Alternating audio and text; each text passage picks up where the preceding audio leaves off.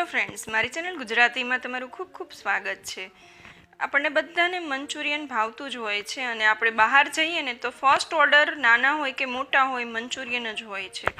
તો બહાર લારી કે હોટલ જેવું મંચુરિયન બનાવવું હોય ને તો એ લોકો ખાલી કોબી જ વાપરે છે અને આપણે ઘરે મંચુરિયન બનાવીએ ને ત્યારે મિક્સ વેજીટેબલ નાખીએ છીએ એટલે ટેસ્ટમાં થોડોક ફરક પડી જાય છે. તો આજે આપણે એકદમ બહાર જેવું જ મંચુરિયન જે રેડ કલરનું એ લોકો કલર નાખીને બનાવે છે, આપણે અહીંયા ઓરિજિનલ ઓર્ગેનિક બનાવશું કલર વગરનું. તો અહીંયા મેં 500 ગ્રામની એવી 3 કોબી લઈ લીધી છે. તો એક કોબી અડધો કિલોની છે અને આપણે રફલી પહેલાં મોટા પીસમાં કટ કરી લેવાની છે. તો કોબી થોડી કુમળી હોય ને એવી પસંદ કરવાની એટલે મંચુરિયન એકદમ સરસ ટેસ્ટી અને ક્રિસ્પી બને. આવી રીતે મોટા મોટા પીસમાં પહેલાં કટ કરી લેવાનું છે અને પછી તમારી પાસે જો રસ્સી ચોપર હોય ને તો એ ચોપર લઈ શકો છો. કોઈ પણ ઇલેક્ટ્રિક ચોપર હોય કે ઇવન કાંદા કટર હોય તો એ ઝીણું ઝીણું ચોપ થતું હોય એ કોઈ બી ચોપર તમે યુઝ કરી શકો છો. તો આવું ચોપર હોય તો આમાં બહુ સરસ કટિંગ થાય છે અને બહુ ફટાફટ થઈ જાય છે. મારી પાસે આ રિયોનું મેગી રિયોનું ચોપર છે તો હું એમાં કરું છું. એનું લિંક ડિસ્ક્રિપ્શન બોક્સમાં આપી દઉં છું. બહુ જ સારું ચોપર છે. આને તમારે એકદમ ઝીણું ઝીણું ચોપ કરી લેવાનું છે.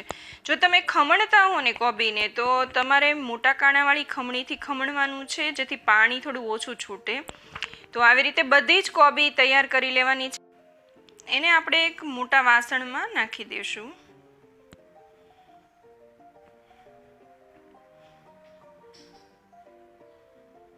હવે કોબીમાં પાણી બહુ જ છૂટે છે તો જો પાણી આપણે એમનામ રહેવા દેશું ને તો એની અંદર આપણે લોટ નાખવો પડશે વધારે. તો અહીંયા મેં થોડી કોબી લઈ લીધી છે છેલ્લે આપણે વઘાર કરવા ગ્રેવી બનાવીએ ને ત્યારે એને એડ કરવા માટે થઈને.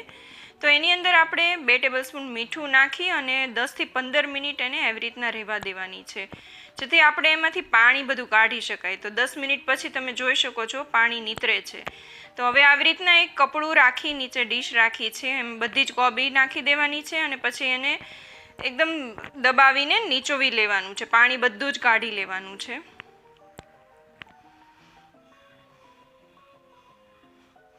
તમે હળવું હળવું પ્રેસ કરશો ને એટલે બધું જ પાણી કોબીમાંથી નીકળી જશે એટલે કોબી એકદમ ડ્રાય થઈ જશે. ને આ પાણીનો તમે પરોઠા બનાવવામાં કે કોઈ પણ શાકની ગ્રેવીમાં પણ યુઝ કરી શકો છો. હવે આ કોબી એકદમ ડ્રાય થઈ ગઈ છે તો તમારે આની અંદર મેંદો અને કોર્નફ્લોર બહુ ઓછો નાખવો પડશે અને આવી રીતે હાથેથી છુટ્ટી કરી લેવાની છે ને પછી 1.5 ટેબલસ્પૂન આદુ મરચાં અને લસણની પેસ્ટ નાખવાની છે. અત્યારે 1/2 ટીસ્પૂન મીઠું નાખવાનું છે કેમ કે પાણીમાં મીઠું નીકળી ગયું હશે. 1 ટીસ્પૂન સોયા સોસ, 2 થી 3 ટીસ્પૂન જેવું તમને તીખું પસંદ હોય એ પ્રમાણે ચીલી સોસ નાખી શકો છો. 2 ટીસ્પૂન ટોમેટો કેચઅપ એડ કરું છું એમાં. હવે બહાર તમે કોબીનું મંચુરિયન ખાઓ ને તો એકદમ રેડ કલરનું હોય છે તો એ લોકો કલર નાખે છે. આપણે અહીંયા ફૂડ કલરનો યુઝ નથી કરવાનો. અહીંયા મેં 1/2 ટીસ્પૂન મરી પાવડર નાખ્યો છે અને ફૂડ કલરની બદલે આપણે 3 ટેબલસ્પૂન કાશ્મીરી લાલ મરચું પાવડર નાખવાનું છે. તમે આની જગ્યાએ બીટનો પાવડર હોય તો એ પણ એડ કરી શકો છો. આટલા જ મસાલા કરવાના છે. આ બધું આપણે સારી રીતે હળવા હાથે મિક્સ કરી લેવાનું છે. હળવા હાથે મિક્સ કરવાનું જેથી પાણી વધારે ન છૂટે. એમાંથી મિક્સ થઈ જાય બધું એટલે એની અંદર 1 કપ મેં અહીંયા મેંદો લીધો છે અને 1 કપથી થોડો ઉપર એટલો કોર્નફ્લોર નાખ્યો છે. હવે આપણે જો આમાં વધારે જરૂર હશે ને તો થોડું એડ કરશું પણ મારે આટલામાં ઇનફ થઈ ગયું હતું એટલે મારે વધારે એડ કરવાની જરૂર નહોતી. તો આને લોટને પણ આપણે હળવા હાથે બધું મિક્સ કરી દેવાનું છે અને આવી રીતે હાથથી પ્રેસ કરી અને રફલી આપણે ગોળી વાળવાની છે. તો આપણે શું કરતા હોઈએ છીએ જનરલી કે પહેલાં ગોળી વાળીને તૈયાર કરી લેતા હોઈએ છીએ તો એના લીધે આપણે ગોળી જે ફ્રાય થાય ને તો થોડી લૂઝ થઈ જાય છે. પણ આવી રીતે ઇન્સ્ટન્ટ જ આપણે તળતા જઈએ ને ત્યારે જ આપણે આવી રીતે ગોળી બનાવી અને રફલી એવી રીતે બનાવીને એડ કરી દેવાની છે જેનાથી મંચુરિયન એકદમ લૂઝ નહીં થાય, કડક રહેશે. અને આપણે મીડિયમ ફ્લેમ ઉપર ક્રિસ્પી થાય ને ત્યાં સુધી તળી લેવાનું છે. તો આપણે ઘરે તળતા હોઈએ ને તો એક જ વખત ફ્રાય કરીએ છીએ, હોટલમાં 2 વાર ફ્રાય કરે છે, પણ આપણે એકદમ સારી રીતે ફ્રાય કરી લઈએ તો એક વખત પણ ઇનફ છે ફ્રાય કરવાનું, તો પણ મંચુરિયન ક્રિસ્પી થઈ જશે. તો અહીંયા ટીશ્યુ પેપર ઉપર હું લઈ લઉં છું એટલે એક્સેસ ઓઇલ હોય એ બધું નીકળી જાય. હવે ગ્રેવી બનાવી લઈએ. તો પહેલાં 2 થી 3 ટેબલસ્પૂન ઓઇલ લીધું છે, એમાં 2 ટેબલસ્પૂન ચોપ કરીને મેં લીલું લસણ નાખ્યું છે અને આદુને ખમણીને નાખ્યું છે.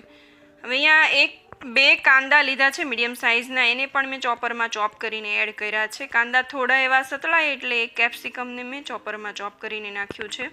આપણે જે કોબી અલગ લઈ લીધી હતી થોડી ઝીણી સમારેલી, એ પણ અત્યારે એડ કરી દેવાની છે. અને 1 લીલું મરચું નાખ્યું છે ટેસ્ટ માટે ઝીણું સમારીને. અહીંયા હાફથી થોડી વધારે ટીસ્પૂન જેટલું મીઠું નાખ્યું છે. મીઠું બધા સોસમાં આવશે એટલે બહુ વિચારીને સંભાળીને નાખવાનું. હાફ ટીસ્પૂન કાળા મરીનો પાવડર મેં ફ્રેશ કૂટીને નાખ્યો છે. આ બધું જ સારી રીતે મિક્સ કરીને 2 મિનિટ સુધી મીડિયમ ફ્લેમ ઉપર સાંતળવા દેવાનું.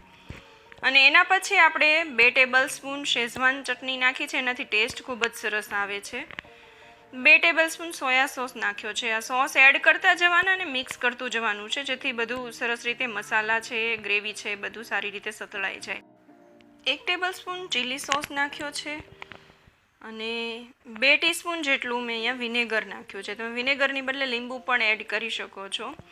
1 ટેબલસ્પૂન ટોમેટો કેચઅપ એડ કરું છું.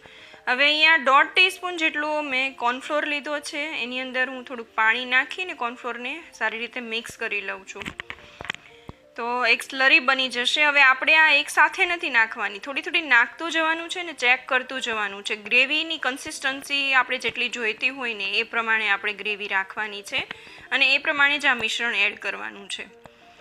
તો અહીંયા હું 1 કપ જેટલું પાણી એડ કરું છું.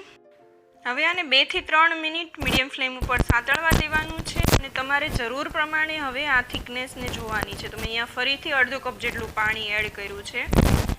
આ છે મંચુરિયન મસાલા મિક્સ. તો આનાથી ફ્લેવર ખૂબ જ સરસ આવી જશે, એકદમ બાર જેવો ફ્લેવર આવી જશે. તો મેં અડધું પેકેટ આની અંદર નાખી દીધું છે. આ કોઈ પણ મોલમાં પણ મળી જાય છે. તો આ તમે આ નાખશો ને તો એકદમ બાર જેવું જ મંચુરિયન થઈ જશે. હજી મને પાણી થોડું ઓછું લાગ્યું તો મેં અડધો કપ ફરીથી નાખ્યું છે. અને આ બધી જ મેં કોર્નફ્લોરનું પાણી છે બધું જ એડ કરી દીધું હતું, કેમ કે આટલું મને ઇનફ હતું. એને 1-2 મિનિટ સતળાવા દેવાનું છે. લીલા કાંદાનું સફેદ પાર્ટ મેં એમાં એડ કર્યો છે, જેથી થોડો ક્રિસ્પી રહે અને ફ્લેવર પણ આવી જાય.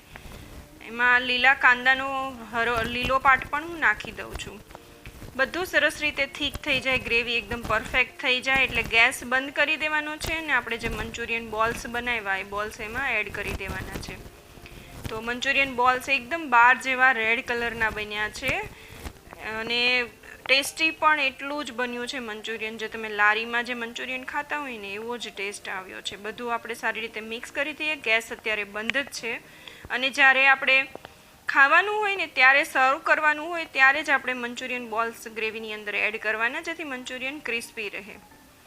એની ઉપર ફરીથી હું થોડો લીલા કાંદાનો લીલો પાર્ટ એડ કરી દઉં છું. તો મંચુરિયનની સાથે મેં અહીંયા વેજીટેબલ ચાઉમીન બનાવી છે.